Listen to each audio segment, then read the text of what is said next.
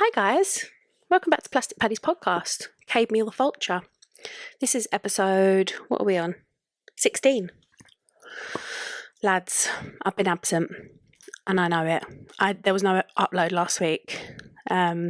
Apologies, but you know, the mental health and all that, the mental health has not been healthing. Heavy on the mental, light on the health, if you know what I mean. But I'm back. I'm back, baby. Back and better than ever. Back and badder than ever. Because, lads, dun, dun, dun, I've got my second ever guest. I'm so excited about it. So, this week I'm interviewing the amazing Roisin McNally. She is an expert in all things Celtic studies. She is a folklorist. She's massive into Irish mythology. So yeah, she's just like an expert in all that good stuff. And obviously we're still on the subject of Irish mythology. I know her from TikTok. She makes these amazing TikToks, but they're like little skits and like funny TikToks about like the Aishi and Tir na Nog, the gods and goddesses, the Celtic pantheon or the Irish pantheon. And, you know, just Irish mythology. She makes really funny TikToks about them. Yeah, they're like historical, educational, funny, and super Irish, which is, you know, what we want. Like I said, we're still on the subject of mythology, and I really just wanted to get someone in, specifically Roisin in, because I love her content. I just wanted to get her expertise, you know?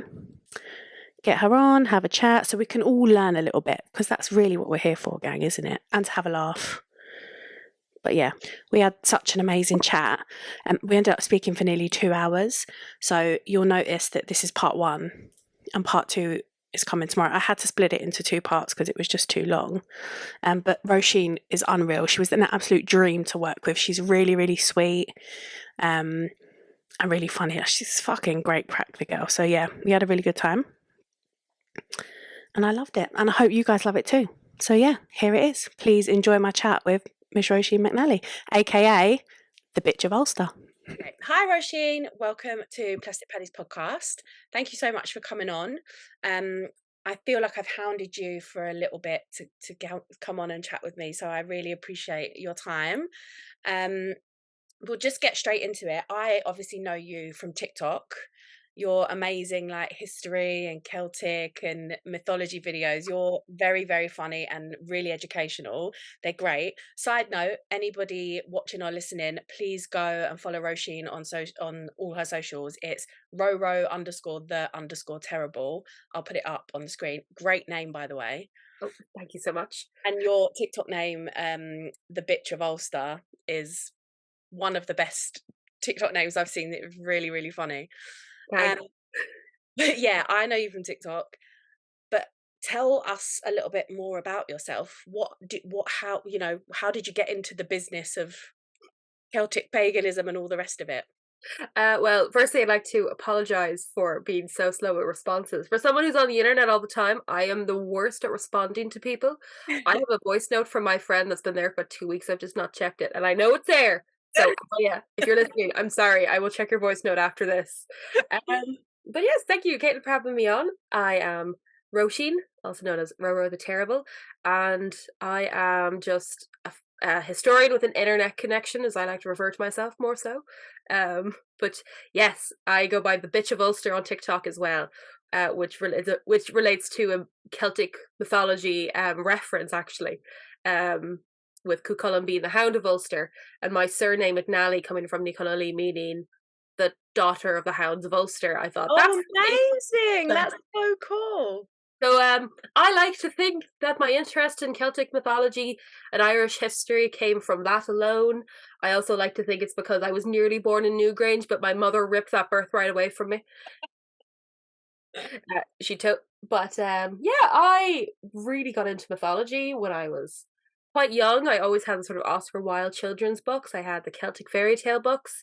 And as I got older, I sort of engaged in new media with it, like the Jim Fitzpatrick prints or Tumblr art, of course. Or I very vividly remember entering as a 12-year-old 12, 13-year-old with unrestricted internet access, Yeah. going Googling like how to find pagan witch friends and entering a group chat. I definitely should not have been. I can still remember the graphics to this day. Yeah. And from there, luckily, I was always very passionate about, and I didn't lose that passion when I went to university and I studied in UCD. I studied Celtic studies and history of art with folklore as a minor, and apparently archaeology according to my thing, but which I wouldn't actually count. I hate being outside. But and then I just after I finished university, my intention was to actually work in galleries because like of my love for history of art. And then I just started working. I went to Australia for a year with my sister, and then I came home in November 2019, and then COVID hit in March 2020. Remember that old thing? Yeah. And I think I had just started when I got home because I couldn't find a job anywhere in my local area. So I started making silly little TikToks about how unemployed I was. And my first few TikToks were cat videos with me and my 12 cats. And then I heard an audio one day and I thought, wouldn't it be really funny if I did this audio, but to do with mythology? And that kind of went completely out of control. And here I am now. You've never stopped making them since. I've never saw. I tell a joke to my friends. I only know how to make the one joke, which is just Celtic mythology. They kind of recycle the same 4 jokes over and over again. Don't Yeah. do the thing. You do the thing anyway, and you die. Brilliant. But no, they're not silly. They're really, really funny, and like I say, really educational. I've learnt loads from watching your videos, so please do keep making them. Oh. Tell me more about You were nearly born at Newgrange. How did that? Oh, my mother. So for context, I was born on the 5th of January. I have a perfect birthday. The 5th, the 1st, 95. May as well give you not my PVSN number now. Yeah. But, my mother on New Year's Day, my mother and my father took my 2 older sisters to Newgrange New Year's Day because I think it was clear day. They wanted to do something different that day. And my mother was 9 months pregnant, and I think I was due on the 6th. And she gets there and she goes through underneath a light box, the doorway into Newgrange. So for those who don't know, Newgrange is a ancient passage tomb here in Ireland. It's about a couple thousand years old, predates the pyramids. But when you get there, it's quite a narrow structure. It's a sort of crucifix form, with 3 small chambers at the end. And to get to the small chambers, you have to go through this very narrow hallway. And my mother was going down it, and then she was just stood there for a second and thought, if I go any deeper, I'm going to come out with a second person. So she wouldn't go in because she was convinced that if I go in, I'm going to go into labor. And she told me this years later, and I was like, I could have had free entry for life, Anne Marie, and Yeah. you took that from me. You took that from me. So unfortunately, I had a very boring, normal rotunda birth. So I could have been in the Newgrange baby, and no, I wasn't. I know it's me reaching, but still, I think it No, kind of explains who I am as a person. no, I get it absolutely. That would have been incredibly cool if you could have said, "I was born at Newgrange, by the way." It Considering your wasn't like, name, I was almost born at Newgrange. yeah. But that is very cool. Well, thank you so much for the introduction. So one of the reasons for me starting this podcast in the first place was I wanted a kind of fun way to like learn more about my Irish heritage. Um, so I have just got so many questions. So can I just pick your brain while I've got you here? And some of these might be a bit random and they're not really in any kind of order. So can I just start and just throw out what I've got to you and see? You can give me a question. I can't promise you a high quality answer. Okay. I'm sure they'll be fantastic. So if you what for anybody that doesn't know, me myself, I know very little about this, but what is the Celtic revival and sort of when did it begin? So the Celtic Revival, there's kind of 2 different versions of the Celtic Revival from history. And the first being the Celtic Revival of like the interest in mythologies. And that kind of came about with the sort of rise with Irish nationalism towards the end of the 19th century. So that's when the like of the Clave Solace newspaper came out, when there was a larger fight for nationalism, for the Irish identity, of separating themselves from the British Empire and reminding people that we are a strong, ancient nation. We need to fight for our independence. So that's one form of it. And what they used to do was they would sort of tie it in with different aspects of Celtic mythology. Like Cuchulainn became a huge figurehead for the nationalist movement. It's one of the reasons he's in the GPO now. And then the other is in the creative sense, that sort of revival of interest in the myths and legends. Because at this point, there had always been a huge interest in the likes of the Germanic storytelling, the Arthurian legends. But with the likes of Yeats and Lady Gregory, there was much, much more growing interest in not just the Irish arts and art scene, such as like acting and plays and like the Abbey Theatre, but like an interest in going back to those old ancient texts and looking back at our myths and legends and retelling them in a new way. Because that also kind of helped a little when it came to Irish nationalism as well. Like, I mean, people became very proud of these stories. People became very much connected and could relate to the narratives associated to them. If that makes any sense. So, Absolutely. and then from there, like there was a huge revival already in terms of Celtic art, particularly when it came to the likes of artists like I mentioned, like Jim Fitzpatrick, and for sort of Irish branding as well. When it came to us branding ourselves, we would tie in again with that very iconic interlocking knots, or the Trinity symbol, or even the shamrock as well, which has another very important tie to our nation, and the harp as well. So I hope that explains it to the Yeah, best of my abilities. could you go a little bit more into the symbolism of the shamrock and what it means? Because I've just actually got a shamrock of a little tattoo of a shamrock, so I'd really like to know that. Well, fun fact, the shamrock, I learned this in class years ago. It actually, shamrocks, I remember a lecturer saying, you know, guys, they don't actually exist. And I was like, hold on. Yeah. Shamrock comes from the Irish Shara Og, which means a little clover. And the symbol comes mostly from the three leaves. Three leaves, the Holy Trinity, the Mother, the Maiden, the Crone, the Father, the Son, the Holy Spirit, the three cycles of life, birth, life, and death. Trinities are always very important, and it came particularly important with number one, just the identity in Ireland, but also with the Irish diaspora, because at the time when Ireland was under the British Empire, it was they always had the association with Ireland as the shamrock, in the same way it was the leek for Wales, it was the rose for England, it was the thistles for Scotland. And so that was, and you see that actually a good example would be like the back of the coins, or I don't know why, but my first thought is always the coronation dress that Queen Elizabeth II wore at her coronation. Hmm. It had all of those symbols sewn into it. You can very easily see the shamrock, and I always kind of forget about that. Yeah. But also for the diaspora, it became a very recognizable symbol of home and history. Like they grow everywhere. So, and then obviously became much more commercialized years later. Um, but it's not actually the official national symbol of Ireland, but it's sort of it. But at the same time, it really is, Yeah. because it's what's associated with our tourism. It's what's associated with our heritage. When you see one, you think of Ireland. Mm. You don't have the same sort of oomph factor for a harp. I think Irish people will see the harp, yes, but the Irish diaspora might not get it as quickly as if they saw a Yeah. shamrock.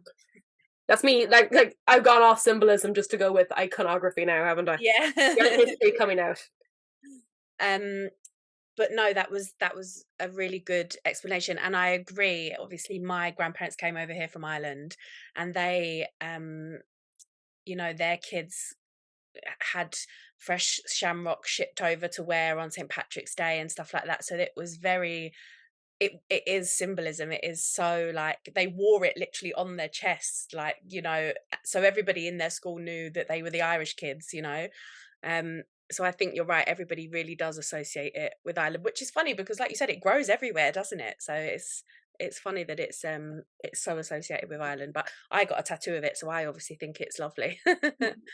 um so, along with the Celtic revival, correct me if I'm wrong, but would I be right in saying that part of that Celtic revival for particular people was the kind of, I suppose this, my question is, along with that, was there a rise in kind of pagan beliefs with all this talk of like Irish gods and goddesses? Do you think paganism kind of went up along with that? I think definitely the interest in it went up because, the Celtic revival did take place during a time of like still a huge amount of people in Ireland were, Roman Catholics. And I think it's particularly with the rise of media and new publications in the last 30 years, like the, what's his name, the Robert Graves, The White Goddess, or writings by Peter Beresford, or Barry Cunliffe. Like there's a lot more interest growing in that. And it kind of brought this really romantic idea, because when it came to the idea of the ancient gods, it was always associated with the classics. So the pantheon, the Norse gods, the Egyptian gods, and then it came to in Ireland in particularly, where we have this too. Except look at how we've kind of talked about our gods today. It was associating with them with like the She, the Puka, the fairy creatures. If you spell it with an E, you're on my list. And there was a real sort of romantic movement, I think personally, just by looking at these gods and remembering these great ancient lore that we had. And especially given the fact that in the manuscripts like the Laur Gabála Éireann or the Yellow Book of Lecan in which they're preserved, these were holy texts. And these were written down by Irish monks who had to, in Christian scriptoriums. And people were looking back, and it was a weird sort of amalgamation. I'm going off topic now, sort of a weird sort of amalgamation between like the Celtic gods, the Irish great trees of pantheons, and then combining them with the Christian god. And then when it came to Celtic Christianity, it was again the sort of amalgamation of the two, of those sort of traditions and narratives of particularly a matriarchal-led faith. But this time they've kind of slapped a veil on Bridget to be like, oh, look, she's a saint now, it's fine. Yeah. I think that romanticism and that great interest really did come back again with the Celtic revival, even with artwork as well. There's a lovely artist that I can't remember the name of, but I will text you when I remember his name. Yeah. But he has a beautiful painting in the National Gallery of Scotland, and it depicts two angels carrying Bridget, which can be depicted in both like the Celtic narrative and a religious narrative, I think. But really in the last couple of years, particularly from like the 90s onwards, there's been a huge amount of increase of interest when it comes to Irish paganism and when it comes to traditions. But it's very much a new age thing because unfortunately, we don't have a lot of evidence when it comes to practices of worship from first-hand accounts. And there's nothing wrong with that. It's unfortunate we don't have it. So a lot of those practices are interpreted from other belief systems, or people being like, this is what I do, this is what I connect to, and people following along with that as well. And that's how most religions start. But really, I think when it came to paganism, particularly in the last 30 years since the craft came out, really there's been this sort of rise, hasn't there, in the pagan gods. And I think when people realize there's such a great rich culture of it here in Ireland, that they're like, why don't we look back to these folks? Like they seem sound enough. Yeah. I don't know if that answered your question. I kind of went off there for a second. No, it definitely did. I'm going to ask this question, but you kind of just answered it, but I'll ask it and just see. So the question, I suppose, is what Celtic or Irish paganism actually is. So the answer to this obviously might differ depending on who I'm speaking to, I suppose. Yeah. But I would like your view on it, considering that you're kind of in that world and very knowledgeable. Yeah. But I will also say, I'll put it, ever anybody listening, I'll put it out there. If you guys want to add your 2 cents, go onto YouTube and please say what your opinion is in the comments. I would love to know. So I suppose my question is, from your experience, and you're probably speaking very broadly here, but what is it that Celtic pagans or Irish pagans actually believe? So do they believe that the gods and goddesses are kind of actual beings that live in Tir na Og and that they have access to those beings through magic? Or would you say that it's more that those beings are kind of depictions and like personifications of things of like such as nature or the elements, and that it's actually those tangible things that people are worshipping or working with through those depictions and personifications? What do you think the sort of like census is on that? Yeah, well, I should start by saying that for me, I always come at it through very much a historical lens, like from what I see in my experiences and what I've seen, like through texts and what I've seen, just like listening to people as well. And it's a strange thing because you can meet 3 people that will call themselves Celtic pagan, and the 3 people might have very different ways in how they're engaging with that. Like I keep my own practices, private, because it's like the only person that is between is me and whoever is at the altar, Absolutely, I agree. But there's nothing wrong with that. If people want to share, they can. And I think with Celtic, I want to kind of say that Celtic paganism and Irish paganism, they're not the same thing. Okay. I like to say that Celtic paganism is far too broad a subject. When you say Celtic paganism, what do you mean in that sense? Yeah. Uh, People would say, I'm a Celtic pagan. I pray to Belenus and I pray to Cereberme and I pray to Carnunos. And you have to explain, like, okay, but they're from 3 different religious groups. Yeah. It's a bit like saying, I'm a Christian, but I also follow the traditions of um, Islam, or if I follow the traditions of uh, Judaism. Like they're very separate. They can all be very separate religions. They can have very similar elements to them. They can all branch from something similar. But it's important to remember that Celtic culture was not just Ireland. It wasn't just Wales and Brittany. It was parts of France. It was huge parts of France, Yeah. Spain, Turkey, parts of Italy as well. So when you say for me, if people say to me that I'm a Celtic pagan, I go in my head. I'm like, here we go. Yeah. It's like, which ones? And then Yeah. they'll rattle them off, and I'll be like, he's not Celtic, or he's over in France. You're Yeah. picking, you can't pick and choose on my Pokemon cards. But people are like, I have a broader range of I pray to these like deities or these figures, or I relate to them. I'm like, okay, fine. But if someone says to me, I pray to Carnunos, and I can feel him and the dag to speak to me. I'm like, they're sick. They don't even have each other's phone numbers. What are you talking about? Yeah. I think you're even friends on LinkedIn. Brilliant. Anyway, but with Irish paganism, historically, Irish paganism is obviously the worship of pre-Christian gods in Ireland, which we did for a while. We were big fans of them, but there's a lot of gods and sort of figures that you can choose from, and you do meet people that will, particularly when it comes to like Wiccan traditions, they'll say they follow those traditions, but they'll put those traditions on an Irish god. And inherently, there's nothing wrong with that because we don't really know what traditions we have associated to them. And then there's some people that will like pray to them in the same way they pray to the Greeks, the Roman gods as well. But historically, from what we do know from secondhand accounts mostly, what people back then believed, there was a huge connection with nature, and there was a huge connection with the spirit world as well. So the creatures, the Aishi, the fairy folk, the puka as well, they count as well technically. They would associate their connection with them through the land. So, and they would showcase that by, the traditions of their beliefs.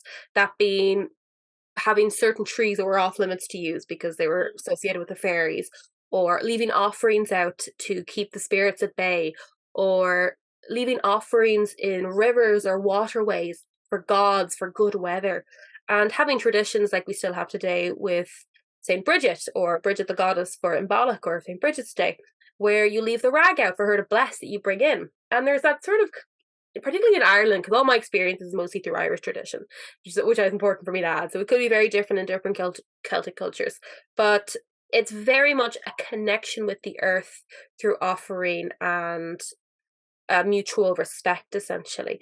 It's a bit like, this is a terrible example, and I understand if people will be a bit offended by me making this comparison. But the easiest way to explain it is, do you ever know the Colors of the Wind with Pocahontas? Yep. And she's like touching the tree and touching the rock and they glow. Same idea. Very, very similar ideas, and very similar to some Native American customs as well. There's that great connection to the earth, because where the earth provides, you need to provide something back. Yeah. If that makes sense at all. Yeah. So that's why a lot of the altars that we are suspected to be had were made of wood. They would have been made from the trees, these sacred trees that would have been used.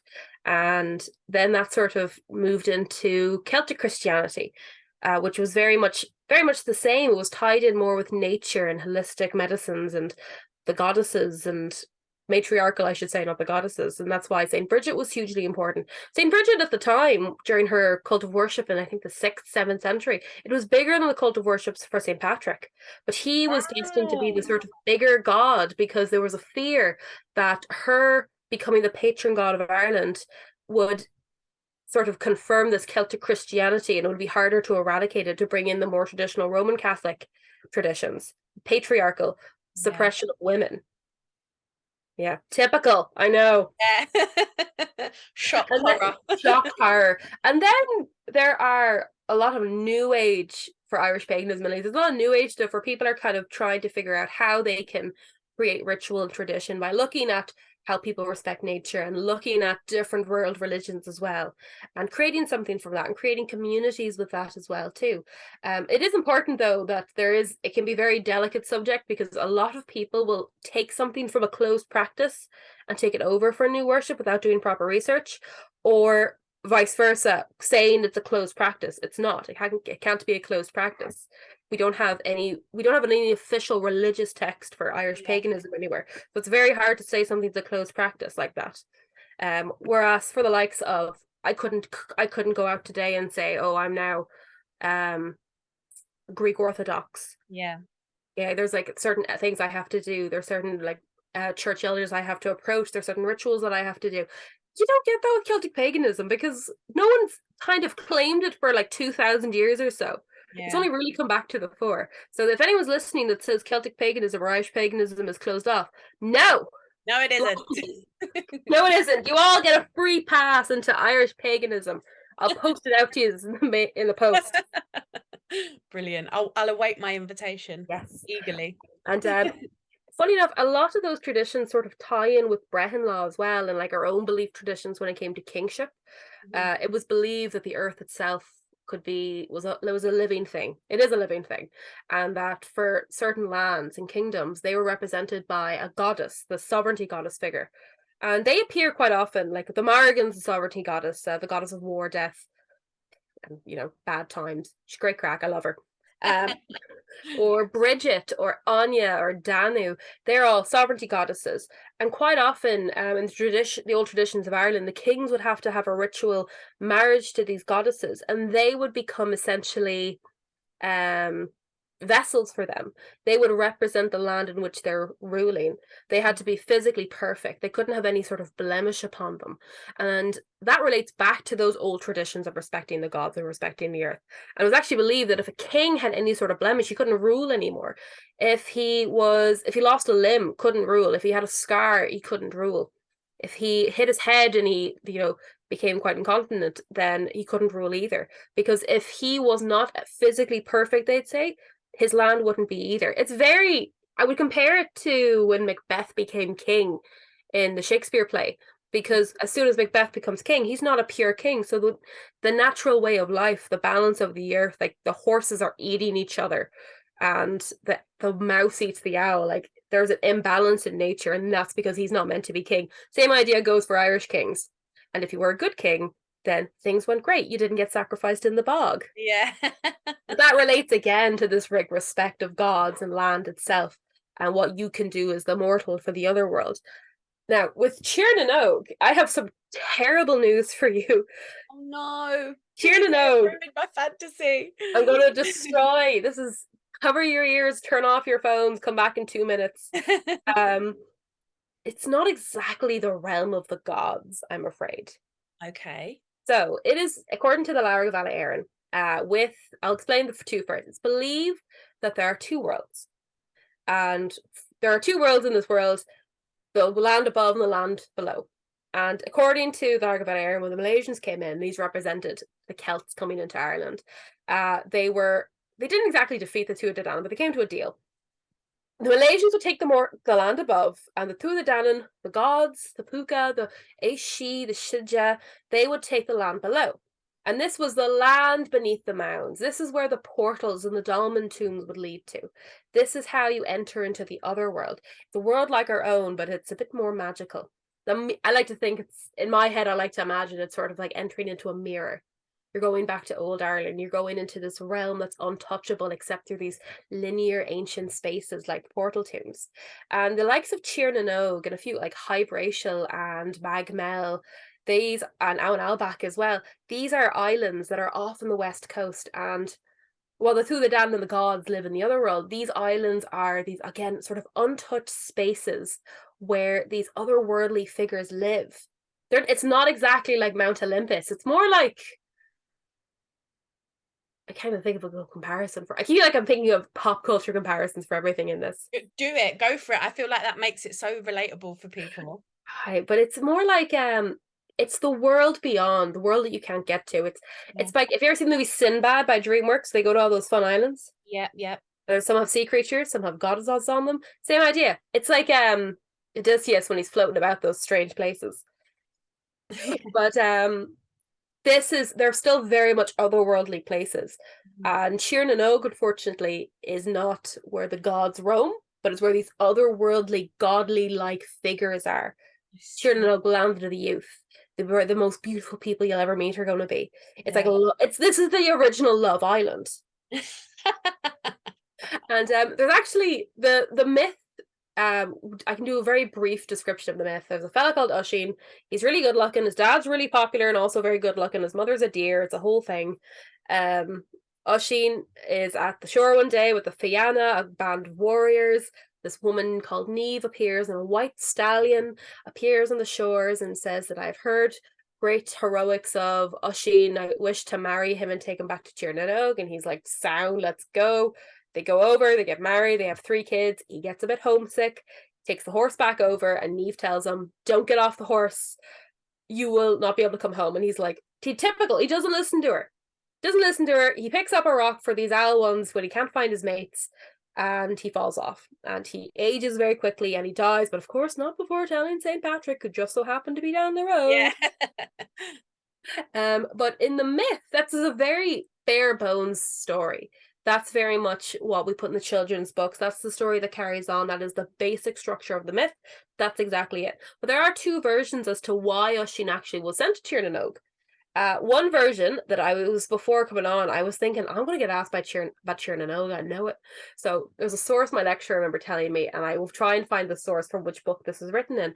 But Niamh was sent to find Oisin because of a neighbouring island had a beast that needed to be defeated, and she was sent to get Finn McCool.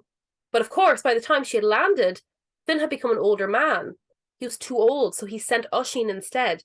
Oisin went to the island, defeated the monster, was awarded with a great feast at Tír na nÓg, liked it so much, didn't leave, fell in love with Niamh, and then had 3 children with her, 2 boys and a girl, and then returned home, where again he perished. And another version is that Niamh, there was basically a great competition for the next king of Tír na nÓg, where they would have a champion be brought about, and due to prophecy, typical. Essentially, Niamh was cursed with a pig's head. Niamh got cursed with a pig's head, and she had to go and find Oisin because, according to this prophecy, it wouldn't go away until she married him. And he was like, all right. So she shows up. She's actually very ugly. She has this head of a pig. She arrives on a horse that can walk on water like a dinghy. And she just comes up to these band of lads and she's like, I need Oisin to marry me right now and come back to Tír na nÓg. And he says yes. And he goes back. She gets her normal face back again. He becomes the champion to fight, and he does become king. And that's part of that story too. So there's different ways in how Oisin actually got to Tír na nÓg, but when he came home, the story is always the same. Time has passed on. The age of the Fianna has moved on. The new age of Christianity has come in. Time has passed, and now he has aged so quickly to catch up on his age, catch up on himself, leaving Niamh behind. You never hear the end of what Niamh happened to Niamh. I like to think, personally, this is a little side note for you to tell your children and credit me. I like to think that the white horses, the waves that crash into the west coast of Ireland, I like to think that's Niamh sending her horses to try and find him because he never came home. That is unbelievably poetic and beautiful to think about. You should claim all credit for that, because that is gorgeous. But that's how myths come about. These sort of myths occur to sort of explain a phenomenon, like a myth and a legend. There's 2 different versions. Folklore is very much insular. This is trying to do a quick explanation of the difference of the 3. The way it was explained to me is a folk story might be something you hear in a village. A myth is something you might hear in a county or a city, but a legend is something you hear worldwide. Yeah. It's like you have the legend of Cuchulainn, you have the myth of Tír na nÓg, because Cuchulainn is like he has great legends associated with himself and Finn McCool. You have the myth of Tír na nÓg, because it doesn't have the same grandiose, but it's a story we all know on the west coast, and you can kind of, when you're standing anywhere on the west, you can be like, oh yes, the myth of Tír na nÓg, the horse, this is where they went. Whereas then there's another one then, like, for example, where my mother's from, there's a local folk story of a ghost story. A ghost story is more like a folk story. that you might know in a town, and hers is about a fella called Stumpy Bray who got his arms and legs cut off by two old people so they could steal from him and shove him in a box. That's so it very much breaks it down into the grandiose of the story, you might say. Yeah, that's really interesting. I've never heard them broken down like that before. And that's good. It's really easy to remember. So I will bear that in mind. Yeah. Um, so thank you for clearing that up and answering that. But I would really like to get into the juicy juice of it all now. Of And I course. really want to know, who are the gods and goddesses of Ireland? If there's like a million, obviously you don't need to go through them all, but like, who are the main big ones that we need to know about and have in our peripheral? Who we Okay. got eyes on? I always think that someone should do like Pokemon cards. Yeah, yeah. Or top trumps. You can use Yeah, top yeah. trumps. We'll start with the big three. There's Éire, Banva, and Fola. Okay. So according to Lara Gabala Aaron, and if you're watching YouTube, Overly Sarcastic Productions do a great video explaining the Book of Invasions, and it's like animated too, and it's semi-suitable for maybe all ages. I'd say maybe 12 and up, and it explains really well. But basically, before I start, I have to explain. In the Lara Gabala Aaron, according to them, the Christian God came first, and then for some reason he went away, and then these other ones came about. But then he was still kind of there, and then he wasn't, then he was, then he wasn't, then they were, then they weren't, then they were, they weren't. It's very confusing. So I'm going to explain it in what I hypothesize to be the breakdown of the gods and who's the most important. And I want to start with Éire, Banva, and Fola. So these are the Trinity goddesses of Ireland. Éire, of course, being who was the island was named after by the Malaysians, but Banva and Fola are more poetic words that you would describe the island as well, like the island of Banva, the island of Fola. A lot of different poetic terms for the place. And they are considered to be the most important goddesses in Ireland. They most likely created the land from the sea itself. These are the three most, if I keep saying the most important, but in the myth, they marry three mortal men. Well, mortal by mythology standards. One could turn into a fish, like. And these men were the son of the grain, the son of the woods, and the son of the plough. That's what their names translate into. I think McGrain, McCall, August, other one. But these were the representations of kings. These men represented what would become of the land in which the trees would grow, the land would be sown, and the plough would then harvest the grains. And these were the goddesses, the figures themselves, the representations of the earth. And they're definitely would be the most important, but we don't have as many stories associated to them, which kind of highlights how ancient they may be. Primordial gods, that in the same sense of Gaia, for example. But of course, there's much more literature when it comes to gods like that. So you then move on to the other guys. There is, drawing a blank here. Partholon, again, not really a god, but like a godly figure. There is Bray. He was not really a godly figure. There's a few of them. I'm just going to skip these on. I'm going to go to the big hoot. I'm going through in my head by order of invasions. I'm like, why am I doing this? I'm skipping to the two of the Danan. The two of the Danan, of course, meaning the tribe of Danu. Danu is goddess. She's again another sovereignty goddess. In some myths, she's married to Nuada. In some myths, she's not. There's actually, again, much like Éire, Banva, and Fola, there aren't a lot of stories with Danu. And what most likely came from that is perhaps a mistranslation, and her name might come from another goddess that relates to the Danube River. That's where that might come from. Hey, that's very interesting. That was a theory I'd heard once. I thought that's really interesting. Particularly when you consider that there's so many gods associated with rivers in mythology. So next to her, she would be the sovereignty goddess. She's the land of Danu. Danu is the earth. Danu is Ireland. Same with Éire, Banva, Fola. It's the last time I say their names, I promise. And next to her would be Nuada. Nuada is the king of the gods. So he is considered this great Zeus-like, Odin-like figure. He rules the land. He has such a just and good rule that when he lost his arm, a new one was fastened for him, made of silver, by the god of medicine and health, Dain Cecht. Dain Cecht only has a handful of stories associated to him, mostly that he murdered his son, Mianna. murdered his kid because his kid was better at him than he was at like healing. His son created an arm of flesh and bone for Nuada instead of the silver arm. The silver arm is actually where he got his name, Nuada Ardclab, meaning Oh. Nuada of the silver arm. And Dain Kect's son made him one of flesh and bone, surpassing his father in talent. But rather than honor his son for this great achievement, he killed him. It took him 3 kills to kill him. He was that good at healing himself.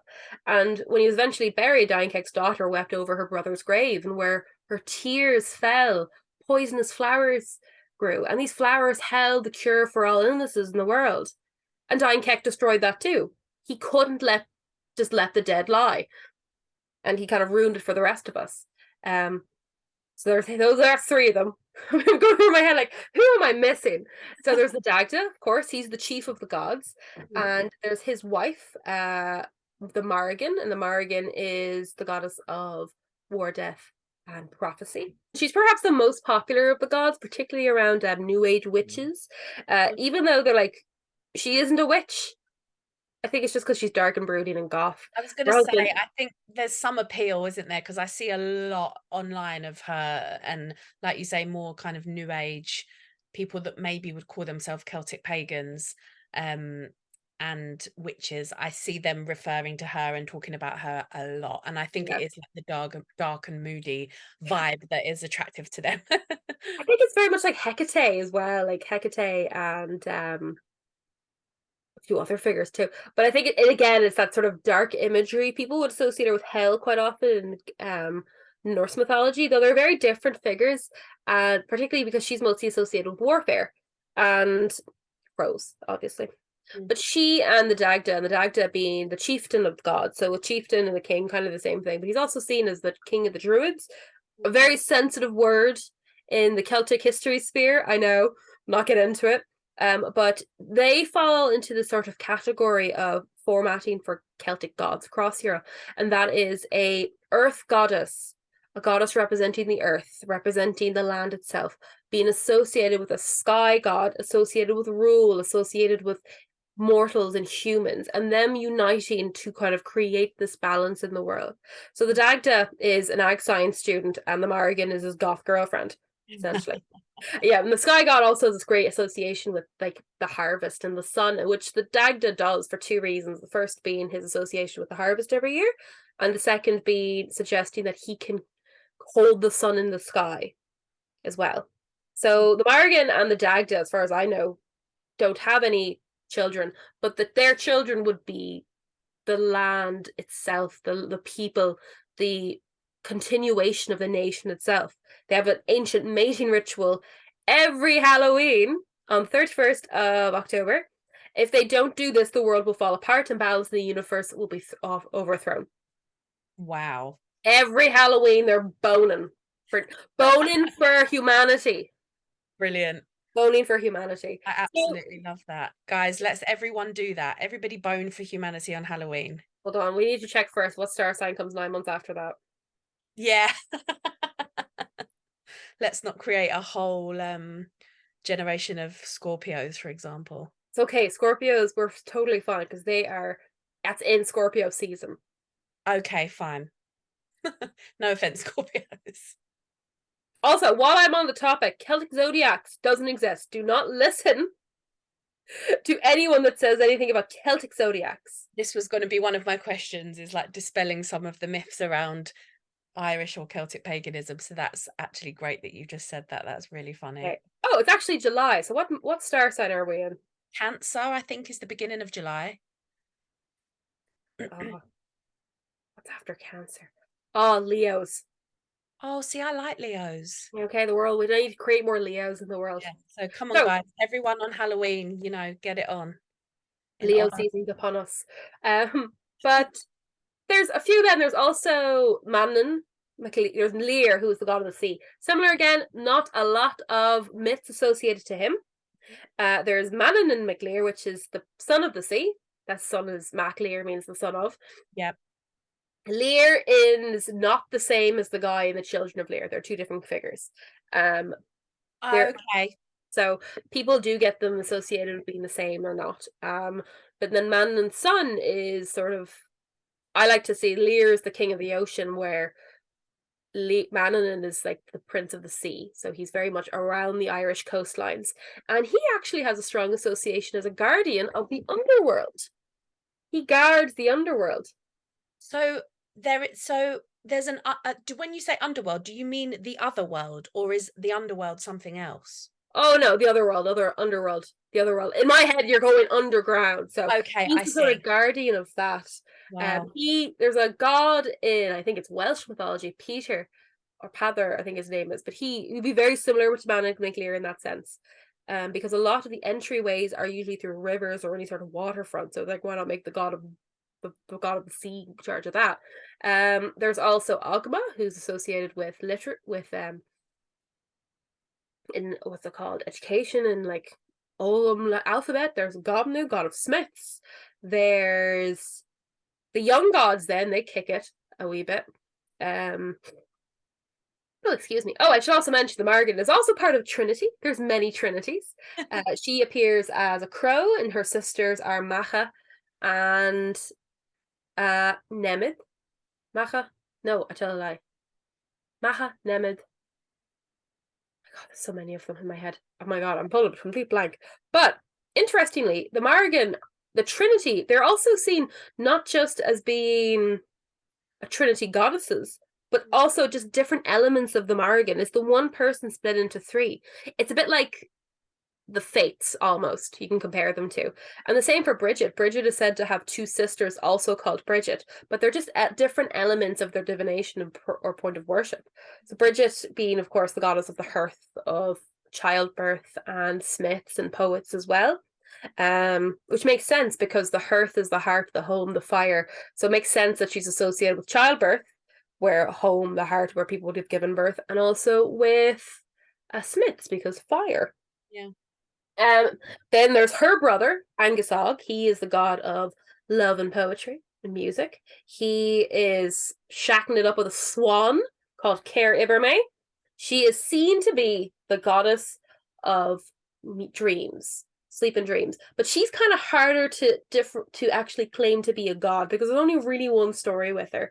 So she can be really seen more as a sort of fairy figure, Okay. later associated into a god, but I can understand why she gets that story. The story is that she like comes to him in his dreams. There's also Anya, goddess of summer. She was the one who made it so that a king had to be physically perfect to rule because a man assaulted her, so she bit his ear off. Good for her. So she didn't ever want him to be king. She says, if you are not just in being a king, so it must show upon your face or show upon your skin when people look upon you. Wow. Is that why there's like so many kings in Ireland's history, because they ended up getting gashed or whatever? I feel like there's loads of them. Was actually, when it comes to Irish kings, we at one point had different. We didn't have Ireland was never one single united nation under one king. We had 150 different tuas or kingdoms at one point.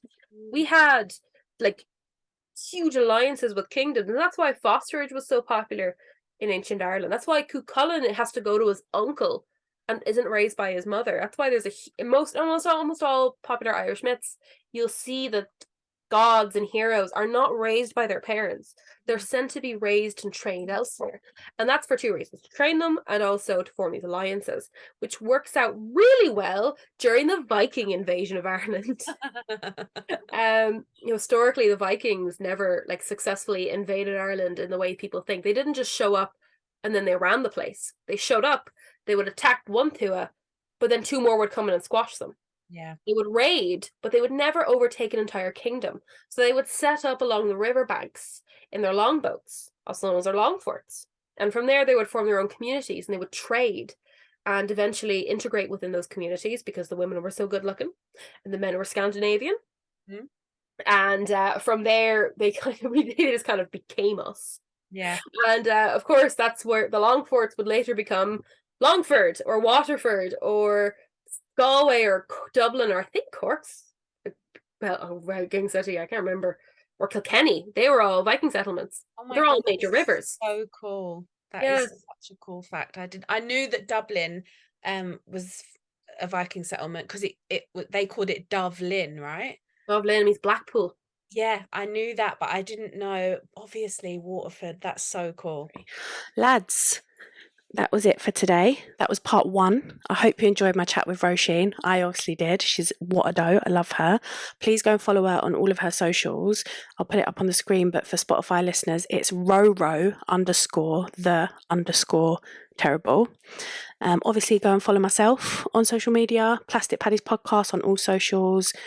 Everything will be linked down below in the description as well. Also, stay tuned this week because I've actually got an episode a day, and I know that seems really excessive, but I've got so much catching up to do, lads. So like I said, I had to split Roisin's into 2 parts. So part 2 will be coming tomorrow. I didn't want to leave like a massive gap between them. Part 2 will be coming tomorrow. Obviously Thursday is the last Thursday of the month, which you know what that means. It's Therapy Thursdays. So I have Therapy Thursdays episode with our lovely Patricia Rahan. And then Friday, oh, I'm so excited. I'll be chatting to the unbelievable comedian, Caroline McAvoy, which I can't wait for. I'm so excited to speak to her. And then even more exciting stuff coming over the next couple of weeks. So it's going to be so fun. I'm chatting to quite a few female Irish creatives about their up and coming shows that they're taking to either the Dublin Fringe Festival or the Edinburgh Fringe Festival. They're all taking their shows there, so I want to speak to them and, you know, find out about what the shows are, you know, before the Fringe. And I just really believe in, you know, platforming Irish artists, and I believe that, you know, there's some amazing talent that comes out of Ireland, so I really want to support it and platform it. So yeah, stay tuned for those. I'm so excited. That's it for today, lads. Sinead, bye.